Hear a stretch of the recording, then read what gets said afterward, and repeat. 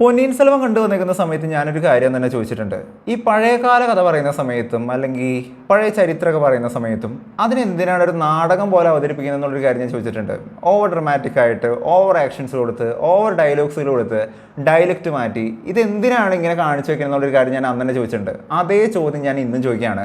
Kanguva cinema കണ്ട സമയത്ത് എനിക്ക് തോന്നിയ ഏറ്റവും വലിയ പോരായ്മ എന്ന് പറയുന്നത് ഈ സിനിമയിൽ കൊടുത്തേക്കുന്ന ഡയലോഗ്സുകൾ എന്തുമാത്രം ഡ്രമാറ്റിക് ആയിട്ടാണ് ചെയ്തു വെച്ചേക്കണം എന്നുള്ളൊരു കാര്യമായിട്ടാണ്. കാരണം ഈ കാട്ടിൽ താമസിക്കുന്ന എല്ലാവരും ഇങ്ങനെ അലറിക്കൊണ്ടിരിക്കുന്ന കഥാപാത്രങ്ങളാണോ? അതായത് അപ്പോകലിപ്റ്റോ പോലെയുള്ള പടങ്ങളൊക്കെ നമ്മൾ കണ്ടേക്കുന്ന പോലെ വളരെയധികം വൈൽഡായിട്ടുള്ള കഥാപാത്രങ്ങളാണ് കാട്ടിൽ ജീവിക്കുന്നത് എന്നുള്ളൊരു കാര്യം പഴയകാല കഥകൾ പറയുന്ന സമയത്തൊക്കെ കൃത്യമായിട്ട് പറഞ്ഞിട്ടുണ്ട്. വില്ലന്മാർ കാട്ടുവാസികളാണെന്നുണ്ടെങ്കിൽ അവരൊക്കെ ഭയങ്കരമായിട്ട് അലറിക്കൊണ്ടിരിക്കുന്ന ആൾക്കാരാണ് എന്ന് പറയുന്ന ഒരു രീതിയാണല്ലോ നമ്മുടെ സിനിമകളൊക്കെ കാണാൻ പറ്റാറുള്ളത്. പക്ഷേ കങ്കുവ സിനിമയിൽ എനിക്ക് തോന്നിയ ഏറ്റവും വലിയൊരു പോരായ്മ അല്ലെങ്കിൽ ഏറ്റവും എന്നെ ക്രിഞ്ചടിപ്പിച്ച കാര്യം എന്താണെന്ന് നോക്കുകയാണെന്നുണ്ടെങ്കിൽ ഈ സിനിമയ്ക്കകത്ത് ചെയ്തു വെച്ചേക്കുന്ന ഡയലോഗ്സിൻ്റെയും പെർഫോമൻസിൻ്റെയും ഓവർ ഡ്രമാറ്റിക് ആയിട്ടുള്ള നാടകീയമായിട്ടുള്ള ചില കാര്യങ്ങളാണ്. നമുക്കറിയാലോ, അവതാരത്തിൻ്റെ പിറവിയായി വന്നേക്കുന്ന മറ്റേ നരസിംഹ സിനിമയിൽ കഥ പറയുന്ന പോലെ ഈ സിനിമയിൽ ഒരു കഥാപാത്രം വന്നിട്ടാണ് സൂര്യനെ ഇൻട്രൊഡ്യൂസ് ചെയ്യുന്നത്. ഫ്രാൻസിസ് എന്ന് പറയുന്ന കഥാപാത്രം വരുന്നു. ടു ബി ഫ്രാങ്ക്, ഫ്രാൻസിസിന് എനിക്ക് വല്ലാതെ ഇഷ്ടപ്പെട്ടു. എന്താണെന്ന് വെച്ച് കഴിഞ്ഞാൽ നല്ല ലുക്കുള്ള സ്റ്റൈലിഷ് ആയിട്ടുള്ള കഥാപാത്രമാണ് ഫ്രാൻസിസ് എന്ന് പറയുന്നത്. എനിക്ക് ഭയങ്കര ഇഷ്ടമായി. ഹെയർ സ്റ്റൈലാണെങ്കിലും ഗെറ്റപ്പ് ആണെങ്കിലും എല്ലാം നല്ല രസമായിരുന്നു. അദ്ദേഹത്തിൻ്റെ ചില ആക്ഷൻസുകളും ചില അഭിനയ ശൈലിയൊക്കെ നല്ല രസമായിരുന്നു. പക്ഷേ അതിനൊപ്പത്തിനൊപ്പം ബാലൻസ് ചെയ്യാനായിട്ടും അതിനെ എങ്ങനെയൊക്കെ മൈനസ് ചെയ്യാൻ പറ്റും, നമ്മൾ പറയില്ലേ, എവിടെയെങ്കിലും ഒരു പ്ലസ് ഇട്ട് കൊടുത്തു കഴിഞ്ഞാൽ അതിനെ 2 മടങ്ങായിട്ട് മൈനസ് ചെയ്ത് എങ്ങനെ കൊടുക്കാൻ പറ്റും എന്നുള്ള തരത്തിൽ ഈ സിനിമയിൽ തൊട്ടപ്പുറത്ത് ഒരു പെണ്ണിനെ കൊണ്ടുവന്ന് വെച്ചിട്ടുണ്ട്, ദിശ പട്ടാനി. അവർ നല്ല രീതിക്ക് വെറുപ്പിച്ചിട്ടുണ്ട്. എവിടെയൊക്കെ ഫ്രാൻസിസ് ഒന്ന് പൊക്കി തരുന്നുണ്ട് പടത്തിനെ, അവിടെ അതേപടി തന്നെ നല്ല അന്തസ്സായിട്ട് വെറുപ്പിച്ച് സിനിമേനെ ഒതുക്കി കളയുന്നുണ്ട് ദിശ പട്ടാനിയുടെ കഥാപാത്രം. കുറച്ചു നേരം വന്ന് പോകുന്നുണ്ട്, പിന്നെ അതിനെ കണ്ടായിരുന്നില്ല.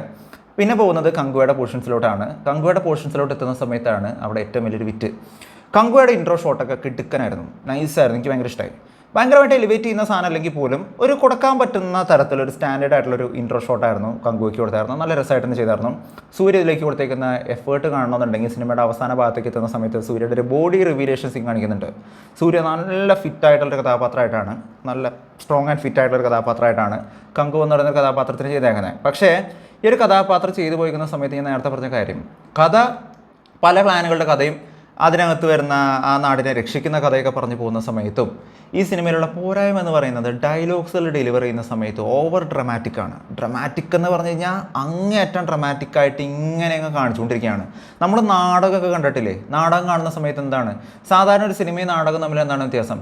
സിനിമ എന്ന് പറയുന്നത് റിയൽ ലൈഫിനെ ഒന്ന് അപ്ലിഫ്റ്റ് ചെയ്ത് കാണിക്കുന്നുണ്ടെങ്കിൽ നാടകം എന്ന് പറയുന്നത് അതിൻ്റെ ഒരു 10 ഇരട്ടി വീണ്ടും അപ്ലിഫ്റ്റ് ചെയ്ത് കാണിക്കുന്ന സംഭവമാണ് നാടകം എന്ന് പറയുന്നത്.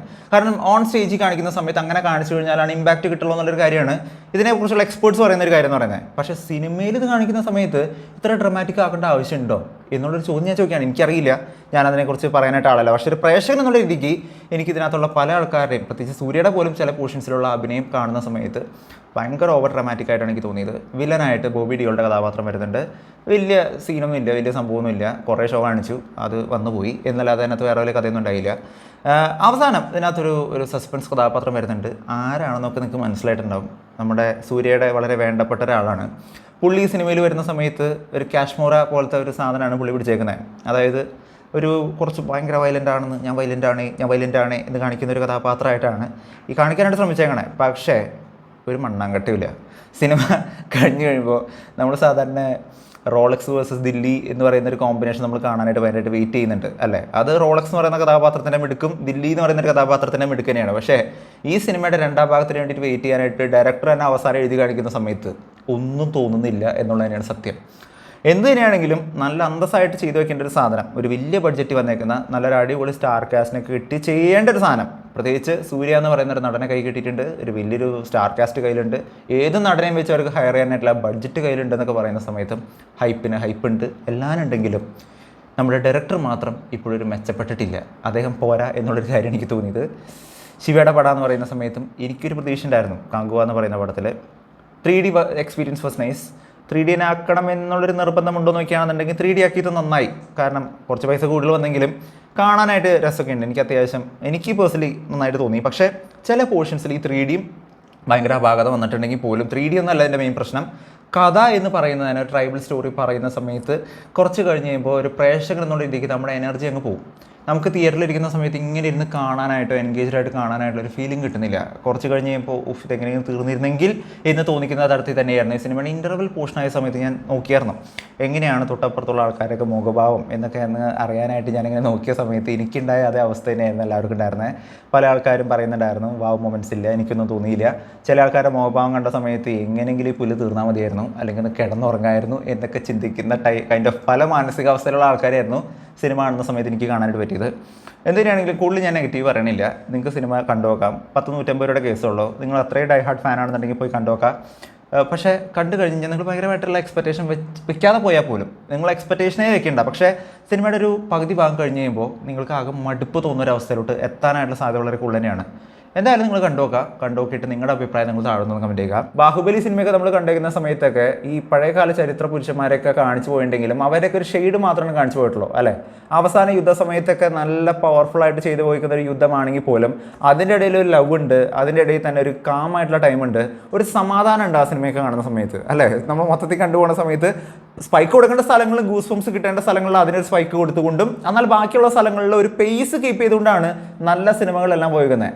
പക്ഷേ കങ്കുവ സിനിമയുടെ പ്രത്യേകത എന്താണെന്ന് നോക്കുകയാണെന്നുണ്ടെങ്കിൽ ഇതിൻ്റെ ഗ്രാഫ് എന്ന് പറയുന്നത് ഈ നെഞ്ചിടിപ്പ് കൂടിയവരുടെ ECG പോലെ ഇരിക്കും. അതായത് ഒരു തരത്തിലും ഒരു സമാധാനത്തിൻ്റെ രേഖ അവിടെ കാണാൻ പറ്റില്ല. ഫുൾ ടൈമും അലർച്ച മാത്രമായിരിക്കും നമുക്ക് കേൾക്കാനായിട്ട് സാധിക്കുക. സിനിമയ്ക്കകത്ത് ഒരുപാട് നല്ല സീനുകളുണ്ട്, ഒരുപാട് നല്ല ഫൈറ്റ് സീക്വൻസുകളുണ്ട്. ഇതിനകത്തൊരു ചീങ്കണ്ണീനെ പിടിക്കുന്ന സീനൊക്കെ ഉണ്ട് കേട്ടോ. ഭയങ്കര രസമായിട്ടുള്ള സീനാണ്. ട്രെയിലറിനകത്ത് കുറച്ച് തന്നെ പോർഷൻ കാണാനായിട്ട് പറ്റിയിട്ടുണ്ടാവും.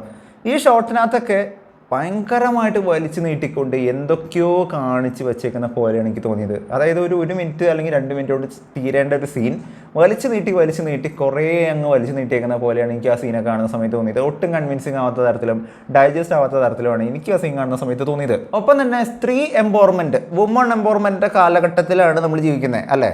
ഞാൻ പലപ്പോഴും പറഞ്ഞേക്കുന്ന ഒരു കാര്യമാണ് ഈ സ്ത്രീകളുടെ എംപവർമെൻറ്റ് കാണിക്കുന്നതും അതൊക്കെ വളരെ നല്ല കാര്യമാണ്. നമ്മളൊക്കെ സൊസൈറ്റിയിലാണ് പെണ്ണാണെങ്കിൽ എല്ലാവർക്കും തുല്യത വേണ്ട ഒരു കാലഘട്ടത്തിൽ തന്നെയാണ് നമ്മൾ ജീവിക്കുന്നത് അല്ലേ. എല്ലാവരും ശക്തരാണ്, എല്ലാവരും തുല്യമായിട്ട് ജീവിക്കേണ്ട ഒരു കാലഘട്ടത്തിൽ തന്നെയാണ്. അങ്ങനെ ആയിരിക്കണം. പക്ഷേ സിനിമയിൽ ഇത് കുത്തിക്കയറ്റാൻ വേണ്ടിയിട്ട് ഒരു എഫേർട്ട് എടുത്ത് അങ്ങ് വലിച്ചു നീട്ടി ഒരു പവർ എടുത്ത് കുത്തി നിറയ്ക്കുക എന്ന് പറയുന്നത് ഭയങ്കര ക്രിഞ്ചായിട്ട് മാറാറുണ്ട്. ഇപ്പോൾ ജവാൻ എന്ന് പറയുന്ന സിനിമയിൽ അല്ലെങ്കിൽ ബിഗിൽ എന്ന് പറയുന്ന സിനിമയിലൊക്കെ നമ്മൾ നോക്കിക്കഴിഞ്ഞാൽ നമുക്കറിയാം. ഇപ്പോൾ വിജയുടെ കാര്യം തന്നെ പറയാം. ബിഗിൽ എന്ന് പറയുന്ന സിനിമയിൽ തന്നെ നോക്കുകയാണെന്നുണ്ടെങ്കിൽ ഈ സ്ത്രീ എംപവർമെൻറ്റ്, വുമൺ എംപവർമെൻറ്റ് കുറേ പോർഷൻസുകൾ ആവശ്യമില്ലാതെ കുത്തി നിറച്ചേക്കുന്ന സമയത്ത് തന്നെയാണ് സിനിമയുടെ ആ ഒരു ഫ്ലോ അങ്ങ് നഷ്ടപ്പെട്ടേക്കുന്നത്. വളരെ നീറ്റായിട്ട് എക്സിക്യൂട്ട് ചെയ്ത് പോകുകയാണെന്നുണ്ടെങ്കിൽ അങ്ങനെയുള്ള സീനുകൾക്ക് നല്ല കൈയടി കിട്ടും. പക്ഷേ സ്ത്രീകളുടെ എംപവർമെൻറ്റ് സ്ത്രീകൾക്ക് തന്നെ കൈയടിക്കാൻ പറ്റാത്ത ചില മൊമെൻറ്റ്സുകളാണ് ഇത്തരത്തിലുള്ള സിനിമകൾ, പ്രത്യേകിച്ച് ജവാൻ പോലുള്ള സിനിമകളൊക്കെ ഉണ്ടായിരിക്കണം. അതുപോലെ തന്നെയാണ് കങ്കുവ സിനിമയിലെ ഒരു ഫൈറ്റ് സീക്വൻസിൻ്റെ സമയത്ത് ഇതിനകത്ത് സ്ത്രീകളുടെ ഒരു പവർ കാണിക്കുന്ന ഒരു ഷോട്ടുണ്ട്. അതൊക്കെ വൻ ക്രിഞ്ചായിട്ടാണ് എനിക്ക് തോന്നിയത്. നിങ്ങൾക്ക് എന്താണ് തോന്നിയെന്നുള്ളൊരു കാര്യം നിങ്ങൾക്ക് താഴെ നിന്ന് കമൻറ്റ് ചെയ്യാം കേട്ടോ. അതൊക്കെ ഓരോരുത്തരുടെ പേഴ്സണൽ ചോയ്സാണ്. ഞാൻ എൻ്റെ കാര്യമാണ് പറഞ്ഞത്. ആകെയുള്ളൊരു സന്തോഷം എന്താണെന്ന് നോക്കുകയാണെന്നുണ്ടെങ്കിൽ സൂര്യയുടെ ടൈറ്റിൽ എഴുതി കാണിക്കുന്ന ഒരു കാര്യമാണ്. ഇപ്പം അറിയാലോ, ലിയോ സിനിമ ഇറങ്ങിയതിന് ശേഷം ടൈറ്റിൽ കാർഡ് എഴുതി കാണിക്കുന്നതിൽ എങ്ങനെയൊക്കെ വ്യത്യസ്തതകൾ കൊണ്ടുവരാം, എങ്ങനെ അതിലൂടെ സിനിമ വിജയിപ്പിക്കാമെന്നുള്ള രീതിക്കാണ് ഇപ്പോൾ തമിഴ് സിനിമ ചിന്തിച്ചുകൊണ്ടിരിക്കുന്നത്.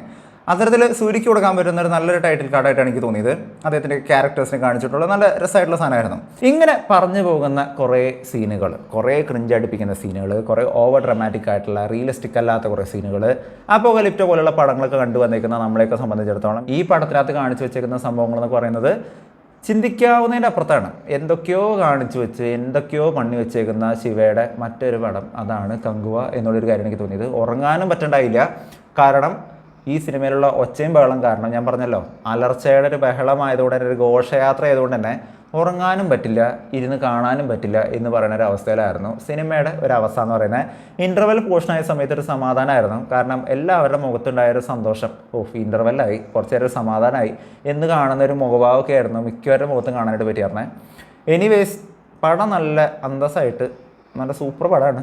കണ്ടുനോക്കണവർക്ക് കണ്ടുനോക്കാം. ഞാൻ ഒരിക്കലും മോശമായിട്ട് പറയുന്നതല്ല, പക്ഷേ ഇതാണ് റിയാലിറ്റി. ഭയങ്കര ഓവർ ഡ്രാമാറ്റിക്കായി പോയി.